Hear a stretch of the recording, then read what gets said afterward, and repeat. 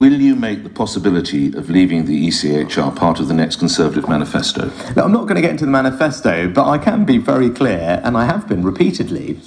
Like, I am determined to see this policy through because I think it's really important for the country, for the security of our borders, for fairness. Manifesto. No, but I'm not going to get into the manifesto right now. But hang on a second. I've been very clear. I won't let a foreign court block our ability to put people on planes and send them to Rwanda. We are a reasonable people trying to do a reasonable thing. I've come at this very reasonably. We've worked hard. We've got the numbers down. We've done everything right. We've passed new laws through Parliament. We've addressed everyone's concerns. But at this point, enough is enough. And we've said at this point, we want to pass the bill, get people on planes and get them to Rwanda. Finally. And we won't let a foreign court stand in our way. Prime Minister Rishi Sunak this morning refusing to rule out the UK joining Russia and Belarus as the only European countries outside the Human Rights Convention. Just think about that. Where is the outrage? And why are the implications of the UK leaving the ECHR not pointed out to listeners? How about reminding them and the Prime Minister that the European Convention on Human Rights protects our right to a fair trial, freedom of assembly and expression, the right to participate in free elections, freedom of religion, freedom from discrimination, the right to privacy, freedom from torture and degrading treatment. And when the Prime Minister inevitably responds with his, well, we can just leave the ECHR and create our own Bill of Rights bollocks, point out to him and listeners that trusting his government with our human rights would be like handing a kitten over to a hungry crocodile. We clearly have a problem with human rights law in this country that is making it difficult for us to achieve our objectives.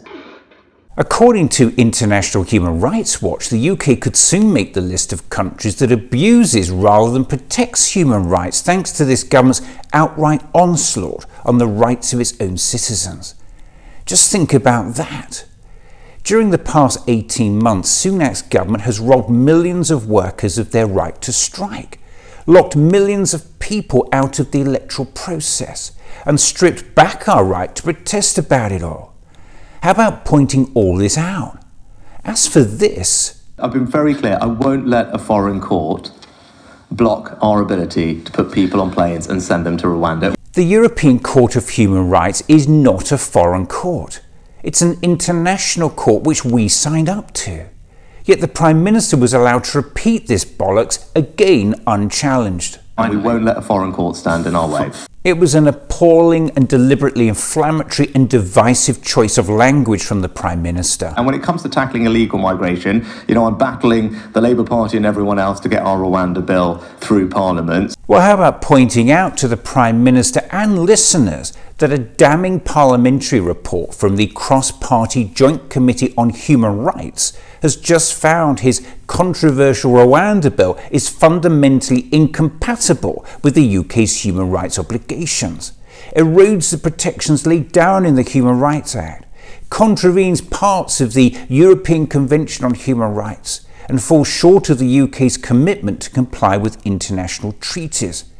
And if all that's not bad enough, the report found the actions the Prime Minister is taking actually places the UK's hard-won reputation for the rule of law and human rights in jeopardy. And what's worse, the Prime Minister knows it. We've got a very specific clause in the bill that makes it clear that it's for ministers to decide whether to comply with these temporary rulings from the ECHR, the European Court, and I wouldn't have put that clause in the bill if I wasn't prepared to use it. Well, that was the UK Prime Minister proudly announcing he's willing to break international law by ignoring Rule 39 orders which are issued by the European Court of Human Rights on an exceptional basis, where there is a real risk of serious and irreversible harm.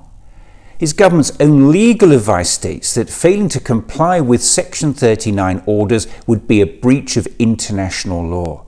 How about pointing all this out?